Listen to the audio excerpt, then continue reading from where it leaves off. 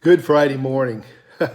As you can well imagine, I've done a lot of thinking about pain lately.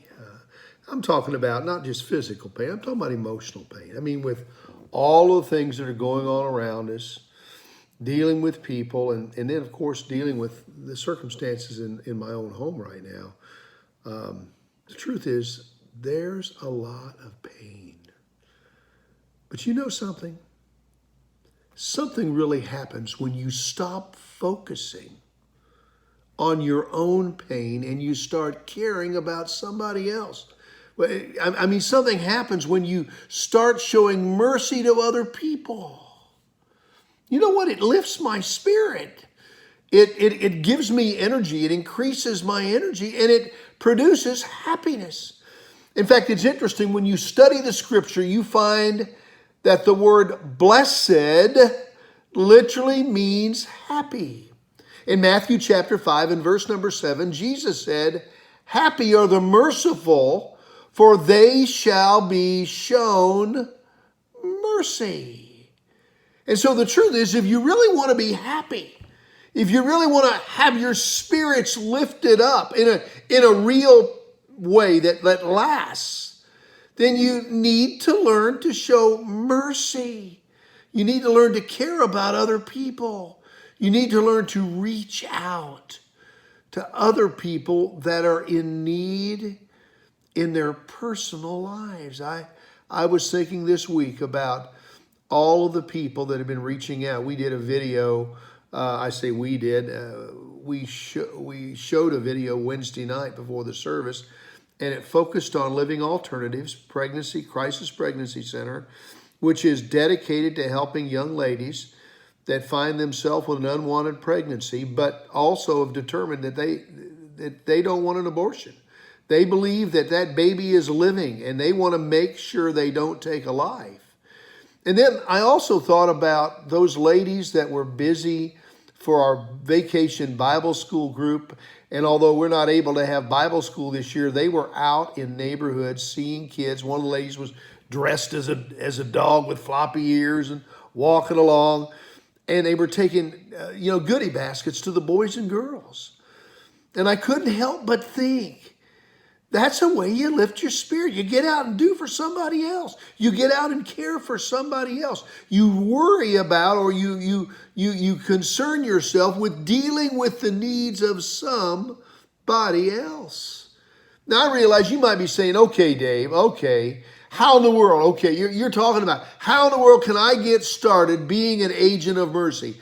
I mean, how can I become God's agent of mercy instead of God's agent of judgmentalism and all worried and fretting?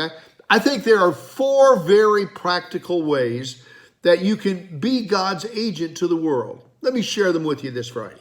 Number 1, you need to learn to forgive people when they mess up. We need to learn to forgive. You know what? Everybody messes up. Everybody makes mistakes. It's just that we prefer to focus on somebody else. We live in the generation that it's always somebody else's fault. We don't want to take responsibility. Well, we need to learn to forgive people. We need to learn to let them go when they have messed up. We need to learn to forgive people when they mess up. Number 2, we need to learn to be patient with other people's quirks. I coined a phrase a long time ago about the ministry. I said it would be great business if it wasn't for people. Although there wouldn't be any business if there were not people. People are people. Everybody's different. Everybody is different. And the truth is, everybody is strange to somebody else sometimes. And we need to learn to be patient with people with their quirks. It's hard. And the longer you know them, the harder it gets sometimes. So we need to learn to be patient with people and their quirks. Number 3, we need to learn to show respect to people that we disagree with. That's huge right now. I'm going to tell you what, if there is a major calamity in our society right now, it isn't that there's some plot. It isn't that there's this or that or what have you. It's that people are divided.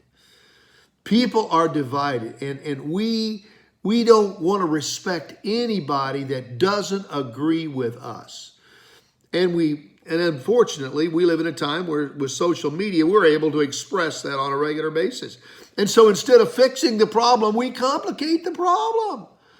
We need to learn to respect people that don't agree with us. We need to learn to give them, grace, give them mercy. We need to learn to be patient with people. God certainly was patient with you. He's certainly been very patient with me, far beyond what I deserve. We need to do that. And then last but not least, we need to learn to be an agent of mercy. We need to learn to help anybody that is hurting. How long has it been since you reached out to somebody else? Picked up your phone, made a phone call, took a card, wrote a note, sent a text message, sent an email. How long has it been? Stop somebody when you saw them, socially distant, respecting them. How long has it been since you helped somebody else? My friend, I trust that you will learn and I will learn to be more merciful, because blessed are the merciful, for they shall obtain mercy. Don't forget our services on Sunday morning, 9 o'clock, we're outside.